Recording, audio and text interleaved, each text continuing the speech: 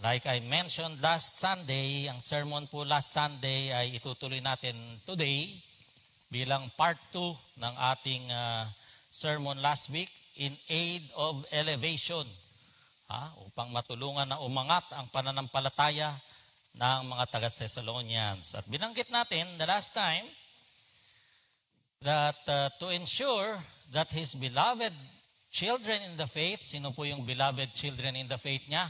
Yung Thessalonians. Ano po? Yung kausap niya dito sa letter. Na yung believers na yan ay hindi lang magpatuloy, not just continued in the faith, but rose up in the faith in spite of all the trials and persecution na hinaharap nila araw-araw.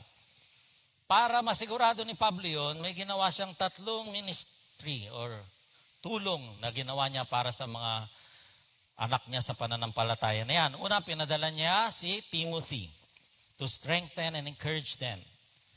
At nang si Timothy ay makabalik kay Paul, kay Pablo, nag-report.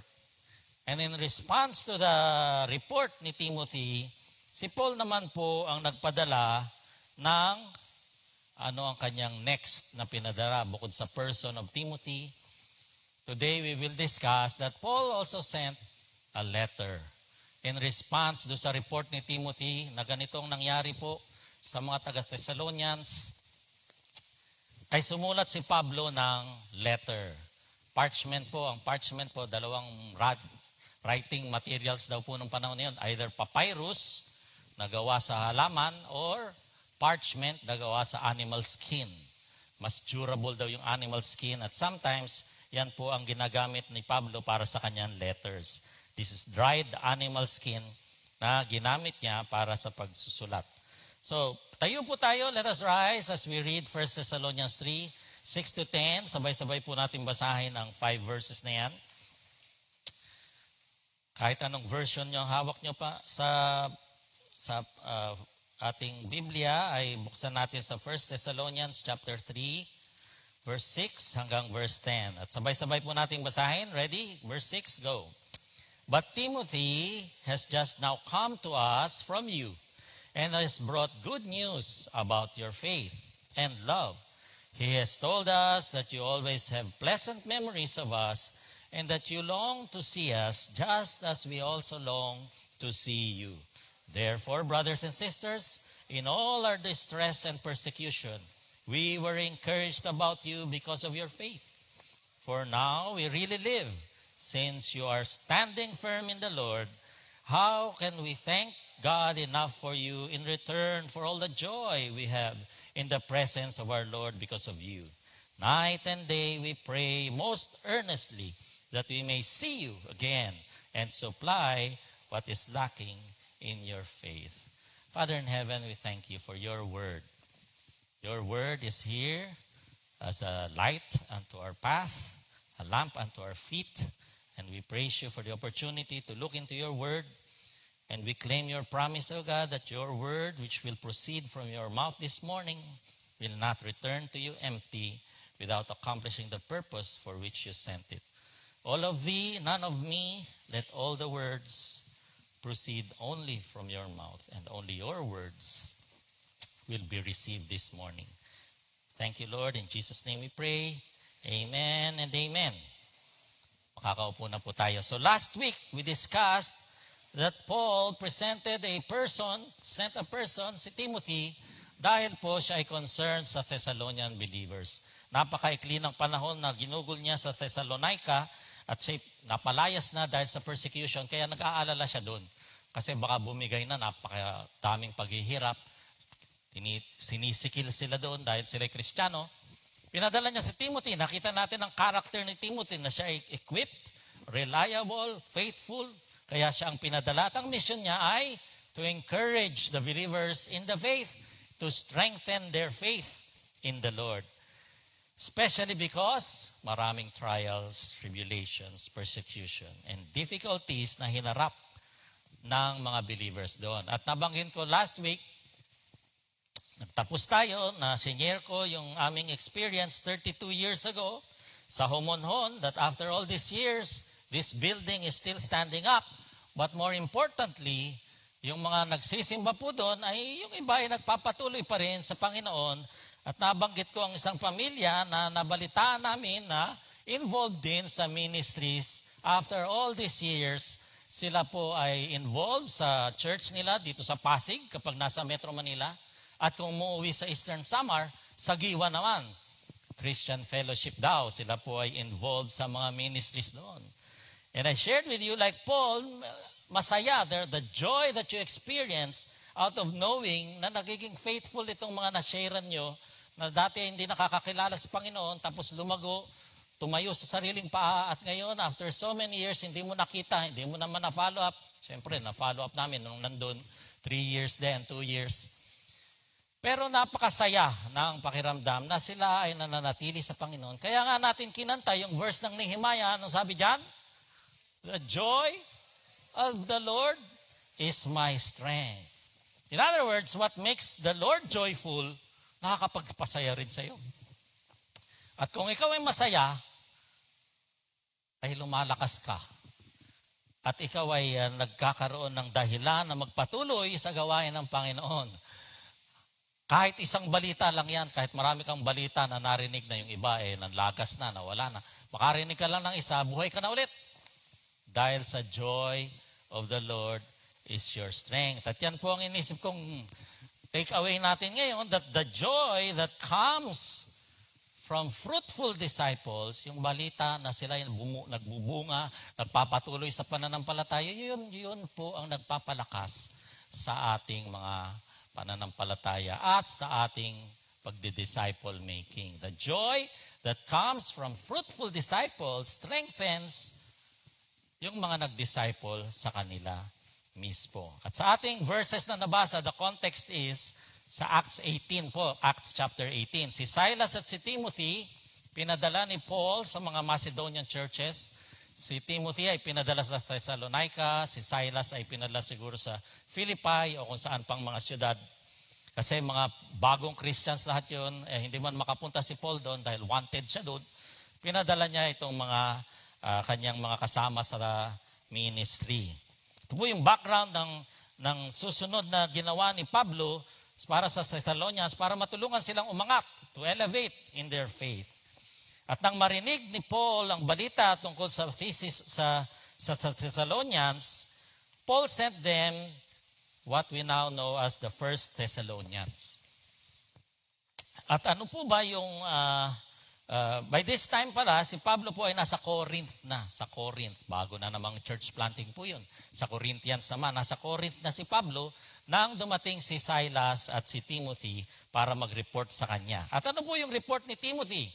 Sabi niya, kararating lang ni Timothy ngayon at may magandang balita tungkol sa inyong pananampalataya at sa inyong pag-ibig.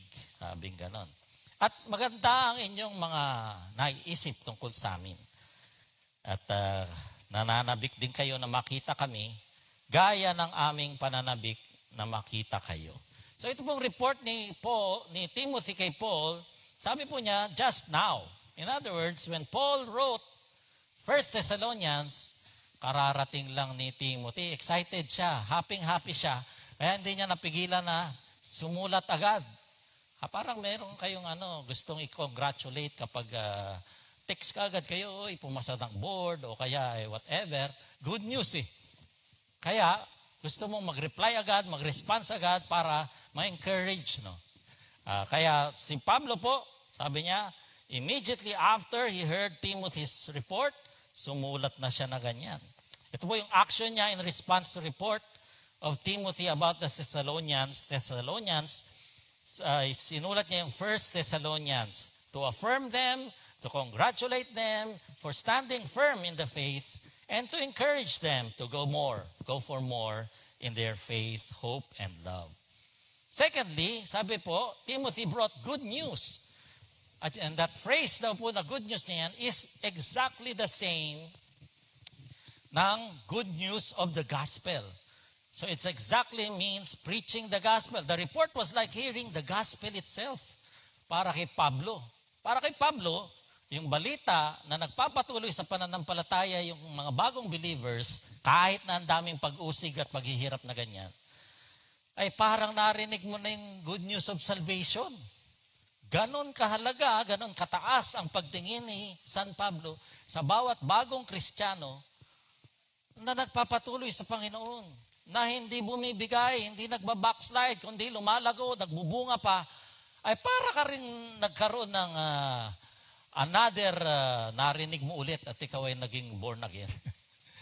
Ganon ang level ng excitement ni Pablo sa pagkakarinig niya ng balitang iyon. So napaka-precious po sa kanya, napakahalaga, halaga ng gospel mismo of salvation.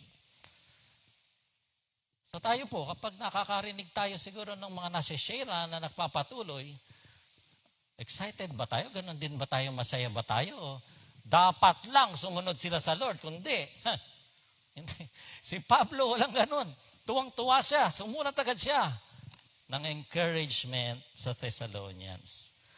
Paul's response to the good news was to write this letter. Tandaan po natin, hindi lahat ng letter ni Pablo ay nakasama sa Bible. In fact, may letter siya sa Corinthians yata yun na hindi nakasama dito. But 1st and 2nd Thessalonians nakasama po sa Word of God. In other words, yung Word of God ay napakahalaga sa paglago ng isang bagong mananampalataya. God's Word is the best tool, one of the best tools, to establish new Christians in their faith. Kaya pag tayo po may pina-follow up, huwag niyo i-follow up na kwentuhan lang tayo o kaya puro testimony mo. Kapatid, okay din yung testimony natin. Pero kapag nagpa-follow up tayo, hindi ikaw ang pag-uusapan ng Diyos. At pag ang Diyos pinag-usapan, ang reference mo dapat, Bible. Hindi yung testimony mo, hindi yung Newsweek o Time Magazine o hindi, ang Bible. Sabi po sa 2 Timothy, all Scripture is God-breathed or inspired and is profitable or useful. Sabi po doon sa aming doctrines class, the Bible is God's perfect guidebook. Walang makasagot. Bagsak kayo lahat. The Bible daw po is God's perfect guidebook for living. Perfect guidebook for living. And how much time do you spend being guided by that perfect guidebook? Aber, baka mas matagal pa tayo sa, mas entertaining kasi. And sabi diyan, useful for what? Doctrine. Pag sabi doctrine, it tells us what is right or what is true. Doctrine. It tells us for reproof. Tells us what is not right. Para yung mali, may tama mo. It's not. And the scripture is useful for correction. Tells us how to get right with God and get it right kung meron tayong mali.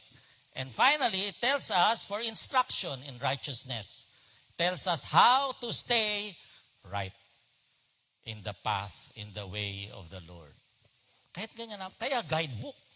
Hindi ka mamamali kapag ang Bible lang yung pinag-usapan, mga kapatid. May naririnig po akong mga preaching na kwentuhan lang ba? As the Spirit leads. As the Spirit leads. Puro kwento. Tayo po, Bible dapat ang inuusisa natin kasi yun ang Word of God, hindi naman yung testimony ko. Maganda yung testimony as a demonstration of the reality of Christ, but that is not the basis for our Christian life. At ang 1 Thessalonians po ay puno ng doctrines. Halos lahat ng doctrines manabanggit sa 1 Thessalonians. Ano pong mga doctrines dyan? Almost every major doctrine is mentioned about God the Father, God the Son, the Trinity yan. About sin, about salvation, about the church, about the work of the ministry, about death, resurrection, about the last things. Last things, mga katapusan ng buhay. So, working knowledge of the Bible is essential for spiritual growth. Why? Because it is food to nourish us. Yan. Tingnan mo. May nakilala po akong doon nung panahon namin sa Homonhon. Kami po ay may benefactor, isang congressman na Christian. testimony niya, yun daw pong clutch bag niya dati, bago siya Kristiyano, ang laman daw po ay Magnum 44. Magnum 44. Alam niyo ba yun kung ano Magnum 44? Alam niyo ba kung ano yan? Baril po yun, baril. Nung maging Kristiyano na daw po siya, ano nang laman ng kanyang clutch bag? Matthew 4:4. Galing ha? Praise God, di ba? Nagbago na ang kanyang security, hindi na Magnum 44, Word of God na. It is food to nourish us. Huwag na natin bilangin kung ilang beses tayo kumakain sa maghapon kasi versus ilang beses kumakain ng spirito natin. Baka it is light to guide us. Thy word is a lamp unto my feet and light to my path. So that we don't have to walk in the dark. Nang minsan, nag-brown out po, nung isang araw lang, nag-brown out doon sa amin. Pag nag-brown out po, ang una kong tinitingnan, baka bahay lang namin ang walang ilaw. Tapos, mag-iisip ko ngayon, bayad ba ako ng Meralco? Hindi. So, lalabas ka ngayon, titingnan mo yung mga bahay. Ba't may mga ilaw itong mga to? Nagbayad naman ako sa Meralco. Apakahirap po ng brown out. Lalo na sa gabi. Mahirap patulog. So, praise the Lord, 2 oras lang po yun. Nagkailaw na. Kaano ba ka-importante sa atin ang ilaw, mga kapatid? How important is light to us? Anong definition ng darkness? Paano nagkakaroon ng darkness? Pag walang light. Kahit isang kandila lang, mawawala yung darkness, tama? The definition of darkness is the absence of light. Kaya mga kapatid, kung kayo ay Kristiyano at kayo nasa opisina, nasa eskwelahan, ang dilim-dilim naman, well, spiritually, ang gulo-gulo naman sa opisina na to, ang dilim talaga dito sa opisina to, puro kasamaan, puro corruption, puro mga kasinungalingan, puro darkness happens when there is no, kaya ka nilagay ni Lord doon. Para ikaw ang light doon, mga kapatid. Para mawala ang dilim doon, diyan ka nilagay ni Lord. Anong gusto natin? Lilipat na ako. Ang gulo dito. Hindi, magningning ka dyan, kapatid. Kaya ka nga nandyan. Bloom where you are planted. Tayo naman, gusto natin, Lord, doon na lang ako. Mas maganda, greener pasture sa kabila. Thirdly, it is a weapon to defend us. A weapon. Bakit? Ang Word of God ay the only offensive weapon sa armor of God. It is the sword of the Spirit. Yun lang ang offensive weapon. Ngayon, ang tanong, kaya nyo bang gamitin yung sword na yan? Baka mas marami pang memorized na si Taning po. Si Jesus nung na-tempt, naalala nyo, sa wilderness, nung 3 temptation niya bago siya nag-ministry. Nung unang 2 yata yun, unang 2 temptation, sinagot ni Jesus si Satanas. Sabi niya, okay, kung ikaw ang Diyos, gawin tong bato na to, gawin mo tinapay kasi gutom ka na eh. Doon niya ginamit yung kanyang magnum Matthew 4:4. Man shall not live by bread alone, but by every word that proceeds out of the mouth of God. Sabi ni Jesus yun, memorize ni Jesus sa scripture. Yung pangalawa, nung pangatlo, si Satanas na gumamit na rin ng Bible. Okay, memorize din ni Satanas ang Bible, mga kapatid. Baka mas marami pa siyang memory verses kaysa sa atin. Huwag na kayo sumagot. Baka magkabistuhan pa tayo. Sabi ni Satanas, magpatihulog ka dyan kasi sabi sa Psalm, He shall not allow your foot na hindi ka daw sasadsad, hindi ka daw madadapa. So, kinote niya yung Psalms, ginamit din ni Satanas. Kung paano ba yan, marunong din pala gumamit yun. Ay dapat mas marunong tayo mga kapatid sa Word of God. So, have we come to a point in our lives na kaya na natin gamitin ang Word of God para labanan ng discouragement, number 1. Pag kayo po ay naaawa sa sarili nyo, self-pity is of the devil. Mga kapatid, self-pity is of the devil. Why? Because it is a lie. Naawa ka sa sarili mo dahil parang aping-api ka. Paano kung magiging api? Namatay na nga si Kristo para sa'yo, papunta ka ng langit, bayad ng mga kasalanan mo. Paano ka naapi? Huwag ka magpaapi dito. Inaapi ka ni Satanas sa pamagitan ng kanyang kasinungalingan. At ang pangkontra sa kasinungalingan ay ang katotohanan, the truth. Ang problema, alam ba natin yung katotohanan? Memorize ba natin yung katotohanan na yan? The Satan is the father of lies and half-truth. A half-truth is a lie. Walang white lie, black lie, gray lie, pink lie. Wala. Puro lies. And all scripture is true. Kaya pag ginamit mo yung scripture, truth agad yun. Pangkontra agad sa father of lies. That's why the word of God is so important. And ano po yung content ng report ni Timothy? Dalawang bagay, sabi po, spiritual. Yung faith nila, yung love nila ay lumalago at lumalawak at lumalalim. Dalawang importanteng items po na kinasasabikan ni Pablo na marinig. Kaya niya pinadala si Timothy doon. Punta ka nga doon kasi gusto kong malaman. Baka naman wala na tayong mga doon. Mga kapatiran doon. Baka natangay na lahat ni Taning. Secondly, personal. Ano naman yung personal? That they have pleasant memories of Paul.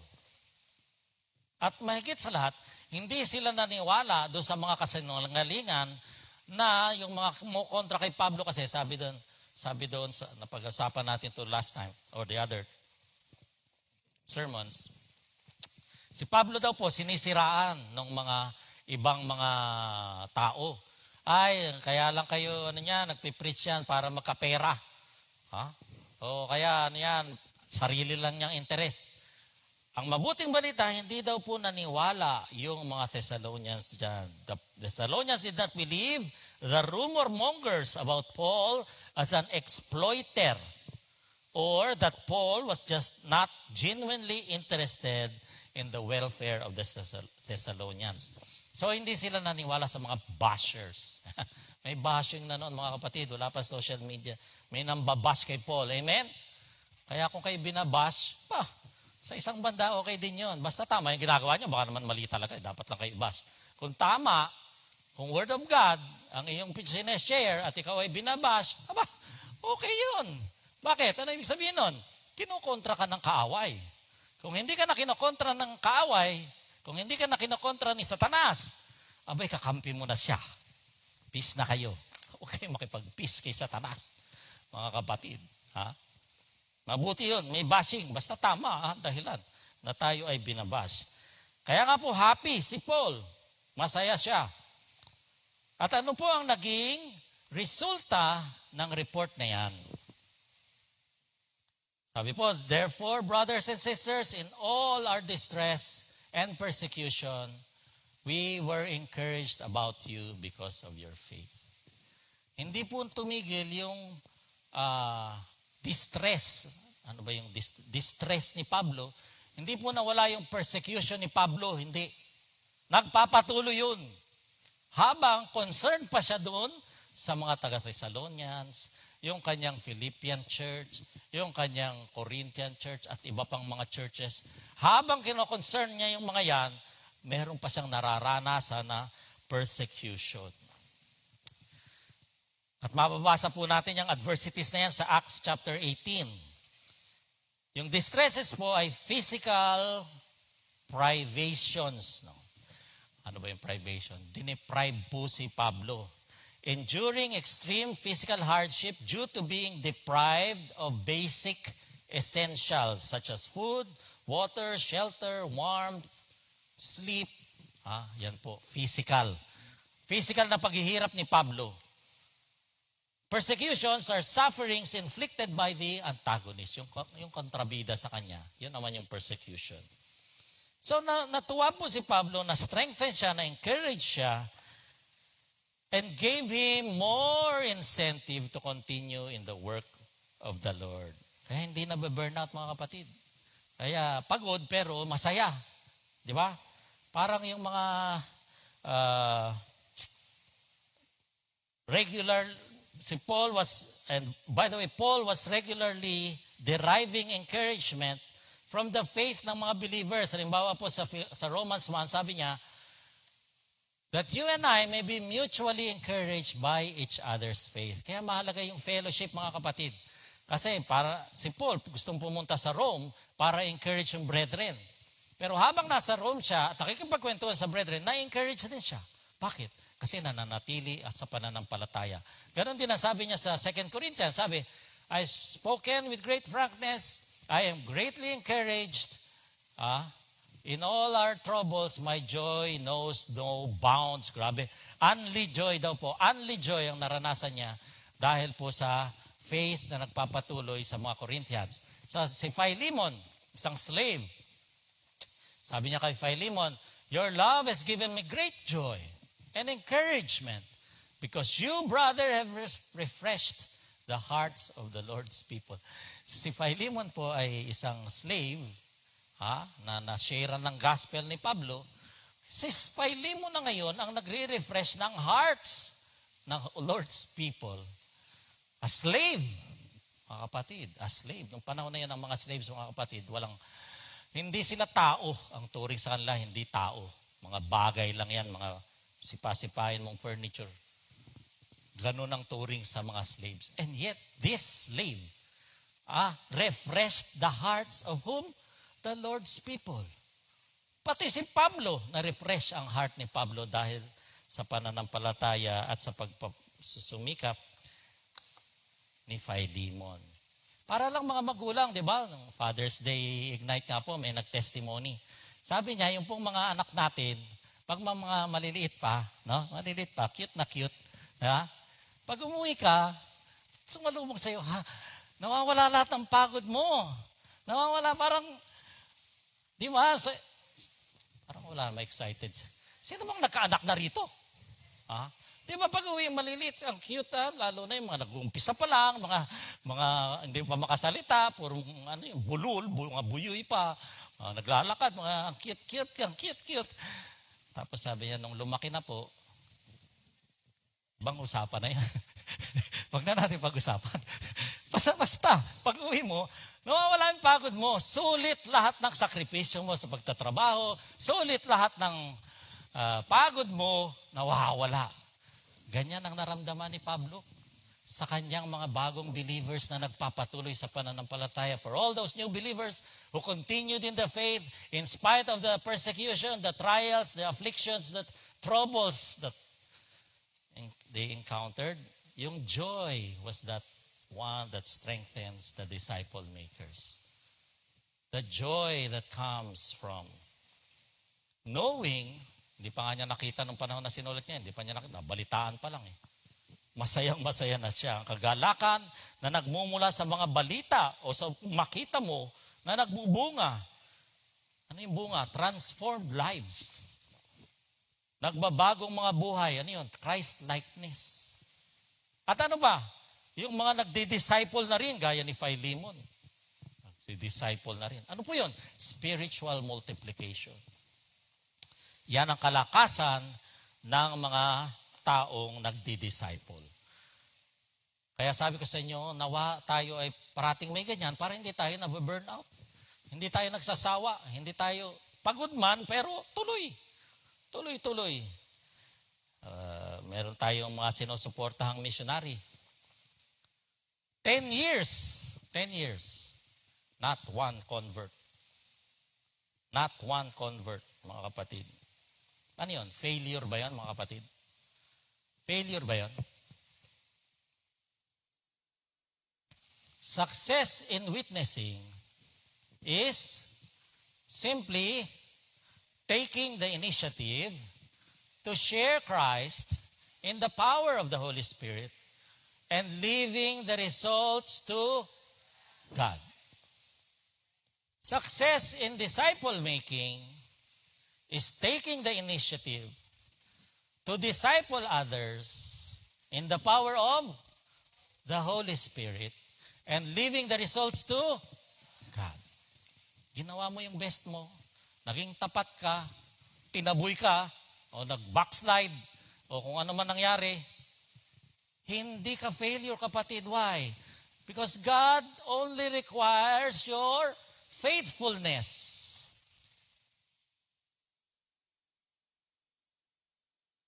So the third thing that happened to Paul out of this report, ay nabuhay siya. Bakit patay ba si Pablo? Sabi niya, now we really live. Ano ba to si Pablo? Multo? Buhay na ba siya? Bakit sabi? We really live. Why? Because you are standing firm in the Lord.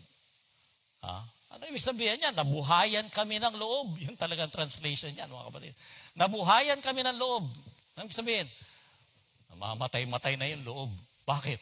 Ang daming ang persecution, ang daming ang trials, ang daming paghihirap. Tapos, kaya nananabik siyang mabalitaan kung sila ba'y nananatili. Nabuhayan ang loob nung malaman na hindi bumigay sa pananampalataya yung mga bagong Kristiyano sa Thessalonians. Paul had been given a new lease on life. To know they continued standing firm in the Lord, unmoved by affliction, unshaken by detractors, was enough to stimulate Paul to renewed activity, to continue on in the faith, to continue in the ministry. Paano kung nag-backslide lahat ng Thessalonians?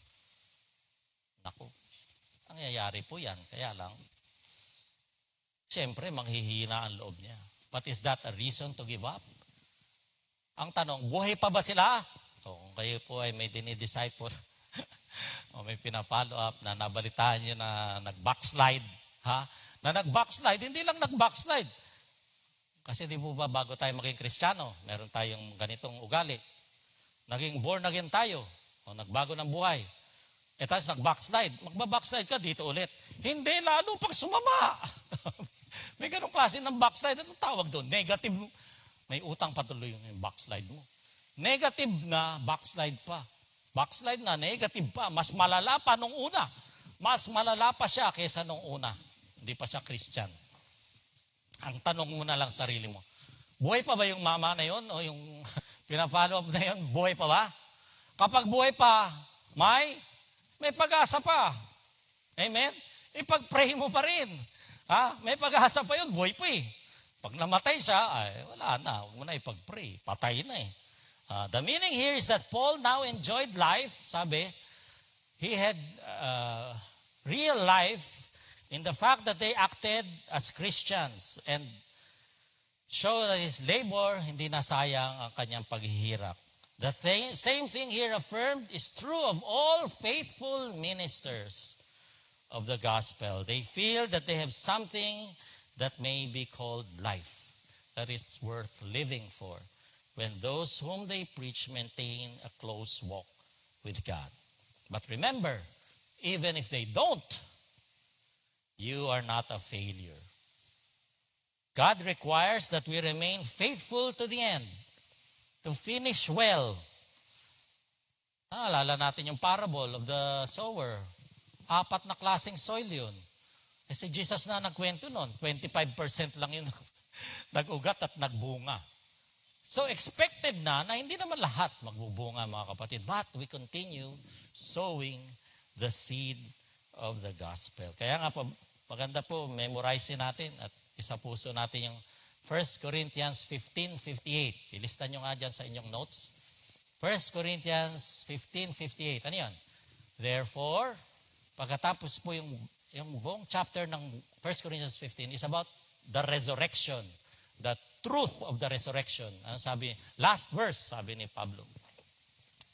Therefore, be ye steadfast, immovable, always abounding in the work of the Lord, for you know that nothing you do for the Lord is in vain. Sabi sa Living, nothing you do for the Lord is ever wasted, as it would be if there were no resurrection. May resurrection nga eh. Kaya walang waste of energy, walang waste of time, walang in vain sa gawain ng Panginoon. The third ministry ay prayer po, sabi. How can we thank God enough for you in return for all the joy that... So po, thanksgiving, So Paul found words inadequate to express his appreciation for what had happened sa Thessalonians. Yung pong change sa tono ng boses ni Pablo is a radical change. Sabi niya, kasi nag-umpisa siya sa verse 7, all our distress and persecution. Now he's saying, all the joy that we have. Na-wipe out lahat yung all the distress na yan, na-wipe out lahat yung all the persecution. At paghihirap na wipe out lahat ng joy that we have. Why? Because of the steadfastness of the believers. So hindi po ito superficial happiness lang, but a heartfelt and sincere joy in the presence of God. Happiness depends on happenings usually. Joy depends on the presence of God. At kailan yun? Kung ikaw ay Kristiyano, always yun. Always. Kaya hindi nawawala ang joy. At ano po nakita natin sa characteristics of features ng prayer ni Pablo para sa Thessalonians, the traits of Paul's prayer for them. Sabi, night and day, we pray most earnestly for you. So ano po makikita natin dyan na features? First, yung frequency niya, night and day. Ngayon, hindi naman po yan parang tableta na iinom ka sa umaga o iinom sa gabi, kaya twice a day. At hindi rin naman ibig sabihin na wala na kayang ginawa si Pablo, kundi manalangin na lang maghapon. No? Siguro po, it refers to the extreme frequency of Paul's prayers for the Thessalonians. In other words, it's an attitude of prayer, an awareness of God, constantly. Kaya masasabi ni Pablo, pray without ceasing. Pray continually because you are in an attitude of prayer. Kahit nakasakay ka sa jeep, sa isip mo, alam mo na kasama mo ang Diyos, kinakausap mo ang Diyos, Lord, protect mo ako habang ano. So ganun, as often as he thinks about Thessalonians, prayer ang dumakyat sa ano. So this is an extreme frequency, grabe, extreme na frequency pa ng prayers ni Paul. Ano pa? Not just the frequency, but the intensity. Sabi, we pray most earnestly. Ano ibig sabihin yan? Exceedingly daw, considerable excess over what is usually expected. In other words, beyond all measure, super abundantly. Yan daw pong word na yan ay ginamit 3 times lang sa New Testament, 2 of which are found in Thessalonians. And the only other time that it was used was in Ephesians. Sabi po ni Pablo sa Ephesians, now to him who is able to do immeasurably more. That's the same word na ginamit po dyan. Sa earnestly niya yan. Exceedingly, abundantly, super abundantly pa, matindi, masinsin, labis pa sa sobra. At yan po, ano po yung specifically pinagpe-pray ni Pablo? Ano yung pinagpe-pray ni Pablo sa Thessalonians? Ano yung thrust ng kanyang prayer na magkaroon sila ng reunion? Pangatlong beses na po niyang binanggit yan. Una, sa chapter 2, at 2 beses dito sa chapter 3, na sila gusto niyang makasama. Bakit pa napaka-importante kay Pablo na pumunta dun? Ba't hindi na lang Zoom? Well, Zoom naman. Ay, wala pa pala. Ba't hindi na lang yung messenger, anong tawag sa messenger? Video call. Bakit ba gustong-gusto niyang pumunta dun? Bakit hindi na lang virtual? Ngayon, bakit natin sinisikap na hindi lang, okay naman na mag-virtual tayo, paminsan-minsan ba? Pero sikapin din natin na mag-face-to-face. Bakit po? Kasi sabi po sa pangalawa, sabi niya, ang prayer niya is to replenish their faith. Paul's desire was to correct, restore, equip them in respect to their faith. And because they had room for additional growth, Paul felt that his presence could enhance, could foster, could encourage, could improve, or could mas maganda na nandun siya mismo para i-encourage. Parang tayong lahat mga kapatid, ano bang mas encouraging? Magsimba kayo dito na face-to-face? Ay kung kayo nanonood ng basketball mga kapatid, kahit sa TV lang nga, TV lang, mapanood nyo. O kahit nga hindi live, enjoy ka pa rin eh. The last 2 minutes, lamang ng isa, o lamang ng 2, tapos nag 3-point shot. Nakakang ganon, di ba? At pag na-shoot, tatalong ka pa. Hindi na nga live yun. Mga kapatid, tayo pag nagsasamba, maiba yung nandito, presensya. Kaya iba rin yung presensya kapag tayo nag-meeting fellowship, na nandun ka, hindi yung virtual ka lang parate. So, sinisikap natin, kagaya ni Pablo, na makasama. The apostle and his companions kept praying earnestly that God would give them an opportunity na makasama ulit ang Thessalonians. They desired to return so they could minister to the continuing needs. These Christians were doing well. Okay na di ba? Okay naman ang report, di ba? But they needed to grow more. Di ba? They were only babies at the time and they lacked maturity. Kaya para kay Pablo, mahalaga na pumunta doon. Tayo naman din, mga kapatid. Kung meron tayong kilala, maganda na puntahan pa rin. Pag-pray natin ang ating ministry dito ng visitation. Kailangan nating buhayin muli ang ating visitation ministry. Mahirap kasi ngayon ang visitation ministry. Ang advice kasi, wag kang mag-inform ahead of time. Pag gano'n, aso sasalubok sa aso. So, i-balance natin. Sabi niya, ang mga Thessalonians daw, they knew in part. And they needed to be taught the way of the Lord and truths.